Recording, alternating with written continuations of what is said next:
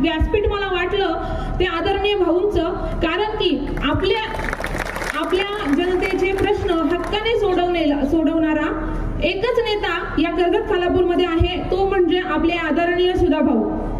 आणि आदरणीय सुधाभाऊंना आपल्याला विधानसभेत यासाठीच पाठवायचे की सर्वसामान्यांचे प्रश्न भाऊ आपल्या नेहमी ज्या तळतळीने सोडवतात त्याच तळतळीने विधानसभेत गेल्यानंतरही ते प्रश्न सोडवतील, ना की आपल्या नातेवाईकांचा विकास करतील, ना की फक्त आपल्या आप्त स्वकीय जवळच्या व्यक्तींचाच विकास करतील. भाऊंसाठी चांद्यापासून बांधापर्यंत, बांधापासून चांद्यापर्यंत जो कष्टकरी शेतकरी, तरुण वर्ग, महिला, तरुणी सर्व त्यांच्या घरच्या सदस्याप्रमाणे आणि परिवाराप्रमाणे आहेत, ना की फक्त मामा, बाचे, पुतणे सगळे. बाकी तुम्हाला सगळ्यांना माहितीच आहे. डॉक्टर बाबासाहेब आंबेडकर असं म्हणतात की पुस्तक वाचणारं मस्तक कोणासोबत नतमस्तक होत नाही, आणि नतमस्तक न होणारं मस्तक न्याय व्यवस्था जर बिघडली, प्रशासन जर बिघडलं, व्यवस्था जर बिघडली तर त्या बिघडलेल्या व्यवस्थेला प्रश्न विचारायलाही कधी घाबरत नाही. आणि ह्या प्रेरणेनेच मला आमच्या या तरुणाईचे 5 प्रश्न फक्त या व्यासपीठावर मांडायचे. प्रश्न यासाठी मांडायचे कारण विश्वास आहे 23 तारखेनंतर या प्रश्नांना कुठेतरी वाचा फुटेल, हे प्रश्न सोडवले जातील.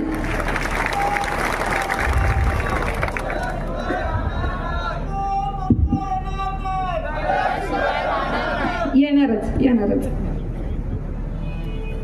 मित्रांनो, कर्जतच्या या आजच्या सभेला 50% तरुण उपस्थित आहेत आणि मी एक तरुणांमधूनच मी एक आहे. पण आमच्या या 50% तरुणांना किती लोकांना रोजगार आहे हे तुम्हाला पण माहिती आहे, आम्हाला पण माहिती आहे. रोजगारीचा भस्मासूर पेटलाय आणि त्यामुळे कुठेतरी कर्जत खालापूरचा तरुण हा गुन्हेगारीकडे चाललाय आणि त्या गुन्हेगारीला थांबवण्यासाठी कोणीही प्रयत्न करत नाही, उलट त्या गुन्हेगारीला खतपाणी घालण्याचा प्रयत्न केला जातोय.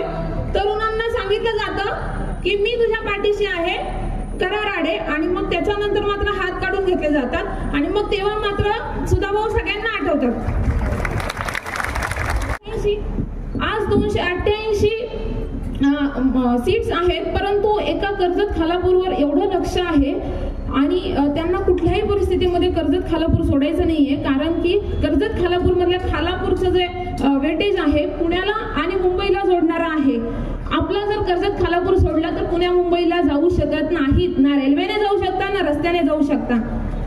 पण ह्या गोष्टीची भनकही आपल्या सर्वसामान्य जनतेला दिली जात नाही.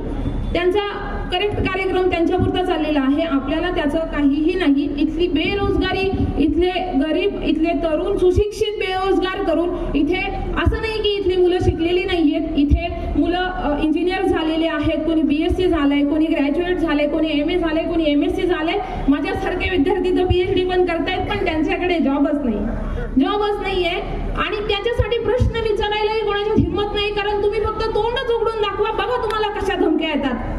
पण आता या ठिकाणी घाबरायची गरज नाही, कारण की कुठल्याही धमकीला भीक न घालणारे जे नेतृत्व, खमके नेतृत्व आपल्या सोबत आहे आणि त्यासाठी त्यांना आपल्याला विधानसभेत पाठवायचं आहे. दुसरा प्रश्न मला आठवतोय की आपल्याकडे 90% जनता ही शेती करते, भाताची शेती करते. मित्रांनो, सांगायला वाईट वाटतं की महाराष्ट्रामध्ये कर्जतला भाताचं कोठार म्हणून ओळखलं जातं. आता तुम्ही म्हणाल ही अभिमानाची गोष्ट आहे आणि ही पोरगी असं का बरं बोलते, तर मला सांगा 90% जनता जर शेती करत असेल तर इथल्या शेतकऱ्याला तांदळाला हमी भाव किती? आता सगळ्यांची सराई झाली, आता काही लोक भात खरेदीसाठी करत येत असतील, परंतु त्या लोकांना हमी भाव किती आहे याचा प्रश्न कोणीतरी विचारलाय का? कोणाच्या तरी डोक्यात आलं का की त्यांचा हमी भाव किती आहे? त्या हमी भावाबद्दल जर कोणी विचारणा केली असेल तर ते आपले आदरणीय भाऊ आहेत. आरोग्याची समस्याही मला ते मोठी वाटते.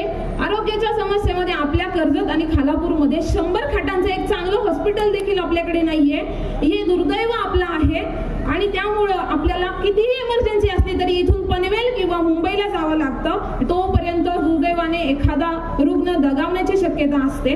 पण ह्या सर्वांकडे आपलं लक्ष नाहीये.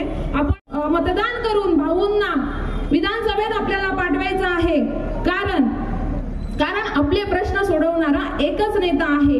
मला सांगा, आमदार हा कोणी कुणी भाई किंवा शेठ असता कामा नये.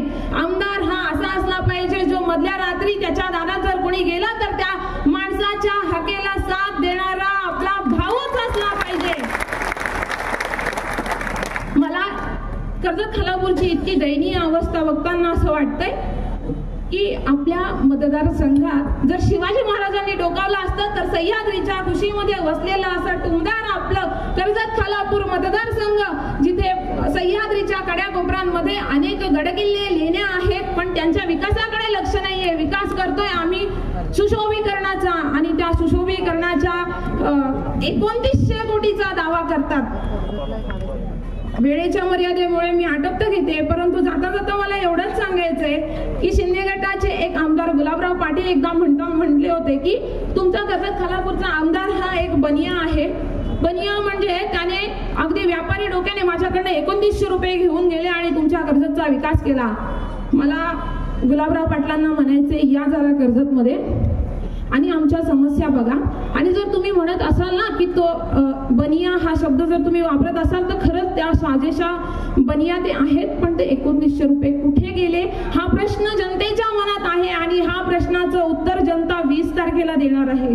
20 तारखेला आपल्या भाऊंना आपल्याला प्रचंड बहुमताने विजयी करून गुलालाचं मानकरी आपल्याला व्हायचंय आणि भाऊंना विधानसभेमध्ये पाठवायचंय. म्हणून मी पुन्हा एकदा सांगेल, मतदार दादा जागा हो, मतदार दादा जागा हो, परिवर्तनाचा धागा हो.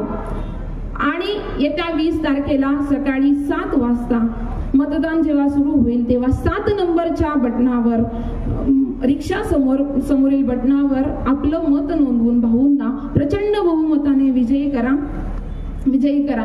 वेळेअभावी मी रजा घेते. धन्यवाद, मला बोलायची संधी दिली. हो, धन्यवाद.